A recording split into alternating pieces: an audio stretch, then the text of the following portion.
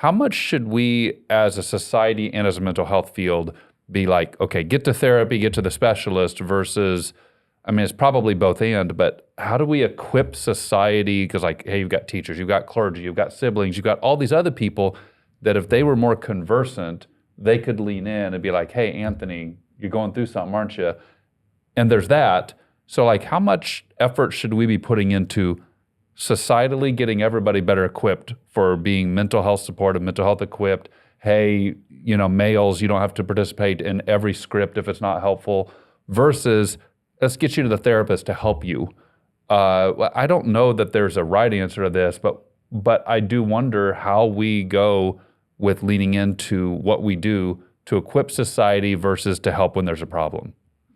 Really just having the vulnerability to ask for help. It may not be a therapist, it may just be a mentor, but looking for those. You know, the resiliency for me is looking for the person that's going to help you get to that next chapter, through that next chapter, whatever that chapter is, whether it's dealing with some sort of trauma within the family or just looking for prosperity. And what does that resilience look like? And the vulnerability, because you're not taught to ask strangers or building those relationships with people that weren't part of your ethos within, you know, your community, but knowing that I need help to get to whatever prosperity looks like for them, and that it requires it's both. And you know, to your question, Adam, and whether it's looking for somebody who does it for a living to help you with it, or just looking for somebody that you trust that you can ask, hey, how were you successful in this arena or dealing with these emotions?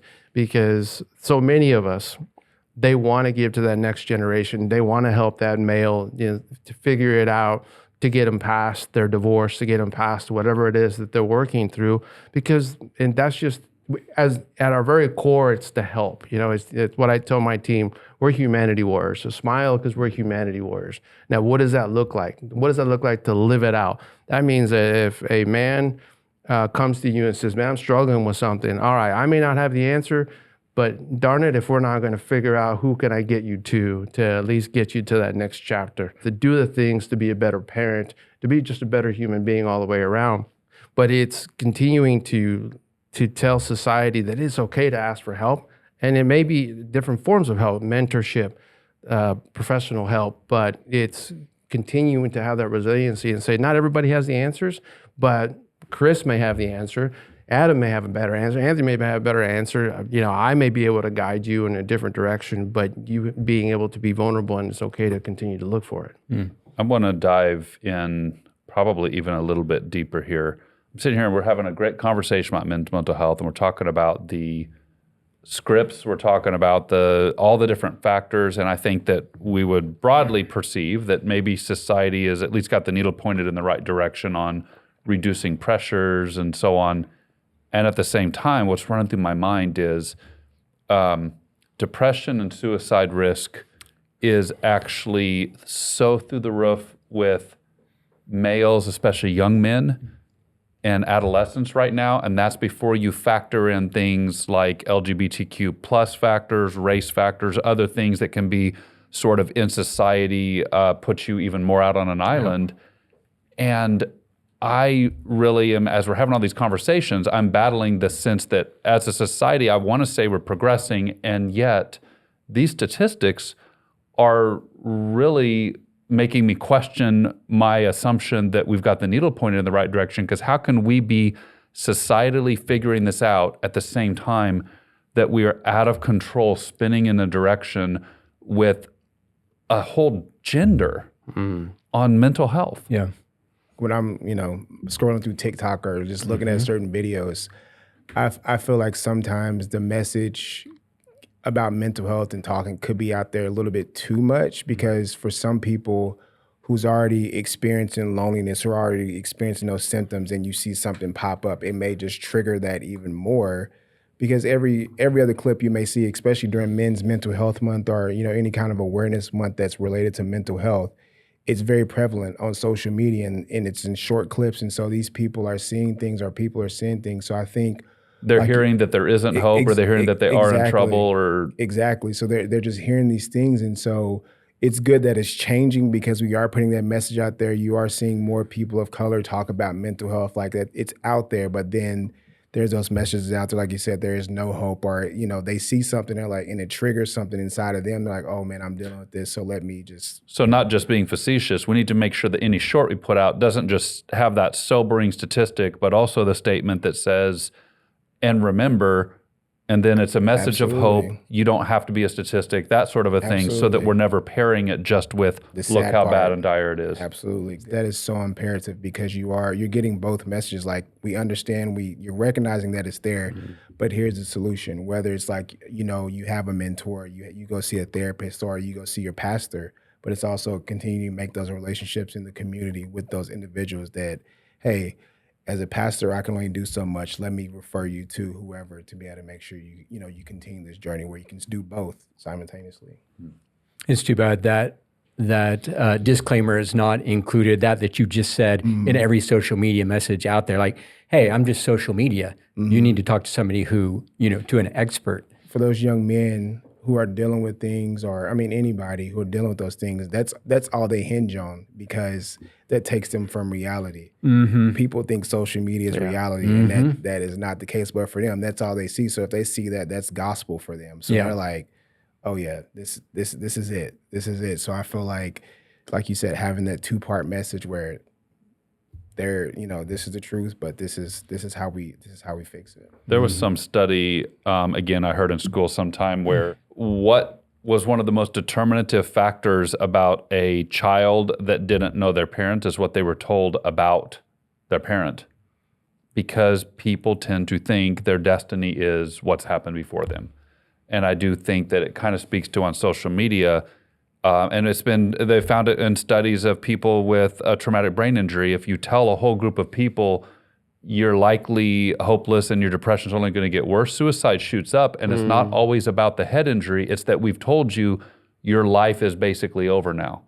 And that message starts to be the weight, and they don't see it beyond that. So I think it's a really important point, that as important as what's true is what people believe to be true, and what the scripts are and what we tell them is that hope piece, or that your destiny is not what your parents or grandparents did or lived through. Absolutely. That has to be part of that pivot, because we do tend to, and they've even done studies with teachers. If they point out a kid and they say, that kid's gifted, that kid's not, and they have the exact same IQ, guess what? The one that was gifted starts doing better, because the teacher is silently, and not even thinking about it, investing more in the gifted kid. And so what we believe to be true becomes such a determinative factor in what comes true. Well, and so much of it is in building that resiliency in teenagers and teenage boys, is showing them that you can survive it, whatever it is that you're dealing with, and using the narrative, continuing narrative of where you started out doesn't mean that's where you're going to end up. So whether you're trying to get that impoverished child, that teenage boy, into a middle-class on-ramp, as we always talk about, is standing before them, and that's something that I've always done, and being vulnerable and telling my story, so that they see, oh wait, I can come from Section 8 housing or a trailer park and have a middle class or upper middle class life. Yes, you can.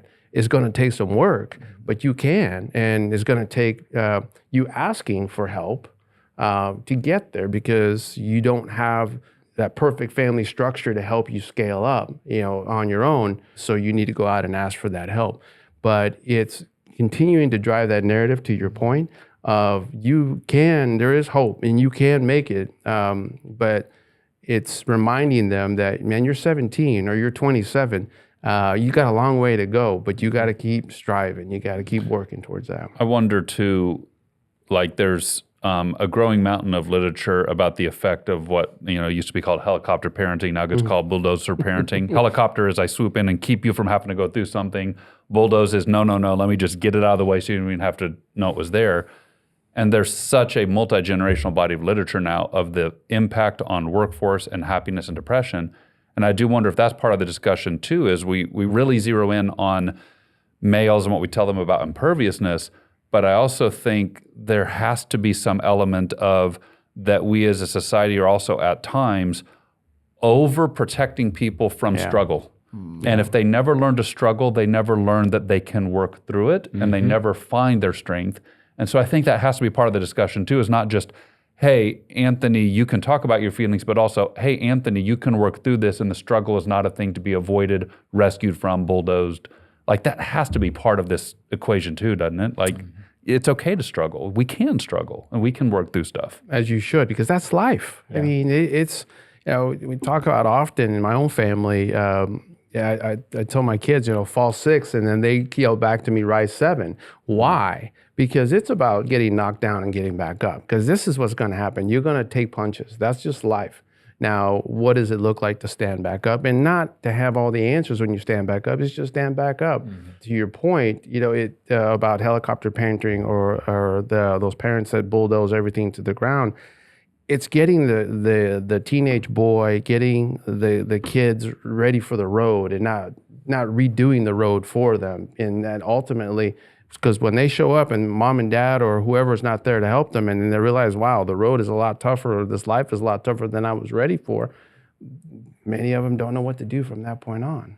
And it's funny that you say that. It had me thinking about how, we've talked about how we've grown up in those generational things, but to your point, what you just said, you just it's going to happen. You have to deal with it. Like, your struggle is going to happen. So I think that's that blessing with it comes to, like, growing up with that tough mindset was like, you're going to struggle, but it's about how you're going to get up. And if you need the help, get it. So it's just interesting that you still, like, you're going to fall, you're going to struggle, but how do we get through that? And I think knowing the difference, as a parent, it's easy for me to say, oh, don't be a helicopter until my child is crying, right? And when my child is crying, oh my gosh. What can I say? And I think that's where, again, if I have too much weight on my shoulders, I can either end up with muscles or a torn shoulder. And it depends on how much and how much I could sustain and what was my measured response. And I feel like that's one of those areas, like, we need to support people and children that they feel they can work through a thing while also not decimating them with struggles. And that's easier said than done, but it does feel to me like we've maybe gone too far as a society we counteract the trauma happening by then saying, let's go the other way and make sure it never even touches something that would be hard and would struggle. And again, it sounds conceptually easy, but when your child's crying or when the student in your class is crying or overwhelmed, it's a much harder distinction of what should I let them work through versus not. Kids are talking mean to them. Should I go talk to that teacher and be like, how are they talking mean? Or should I be talking to my kid about strategies for dealing and accepting that people are going to have their perspectives? That's really, really hard to know what to do in that moment. The best coaches are the ones that build you in the way that things are going to get hard. We're just going to learn how to do hard better. That ultimately is what you're looking for in a therapist and a mentor, at least to help you with that resiliency. Man, we used to say in the military, embrace the suck. And you're just going to have to get through it. But what are the lessons as you go through that suck that you can build those layers to help you get to that next chapter in your life towards that success you're looking for? Maybe part of the truth with men's mental health and with mental health is that we do want to be stronger, and that this notion of being impervious, it's a brittle sort of imperviousness if nothing ever touches me, but a healthy body has muscle and is flexible and adaptable, and that's part of being healthy. And I wonder if mental health-wise, there is a truth to, as men, we need to be stronger. We just need to redefine strength. And strength is not merely I'm impervious and I'm a brick. It might be I'm flexible, I'm adaptable, I can respond. But at that point, we're not saying to a man, don't be strong, because that's a really hard script to undo. But what we are saying is let's change the frame on strength so that it includes more adaptability, more strength, more responsiveness, because that actually is stronger. Vulnerability to add to that. That showing strength is being vulnerable, letting the people you love, the people you care about, realize you don't got it all figured out. And you're trying to, move forward and being a good husband, a good parent, a good teacher, if you will. But at the same time, they see is like, okay, well, maybe dad's not perfect. He's not Superman, but he's looking. He's constantly looking for how to stand up a teenage boy or how to help a teenage and build and stand up a teenage girl. So it's all those things, but it's also showing that vulnerability that I mean, I don't have all the answers, so help me. How can we go together to solving whatever it is as we're making it the next generation? You're Superman and Clark Kent. You're both of them. Where you are, you're extremely impenetrable unless it's what is Superman? What is his kryptonite? Yeah. But then you're also Clark Kent. You're normal. Yeah. You're the normal human. Those normal feelings. Him and Lois Lane. Trying to navigate that relationship. So I think you have, like you said, you have to be both. Mm-hmm. It has to be both. And again, I love that analogy, that thought, because it invokes so much adaptability. We have to be adaptable, especially when we're probably not going to go on a hunt for a woolly mammoth anytime soon. Those days are gone. So how we adapt now has got to be different. It's just we're not going back to that. No.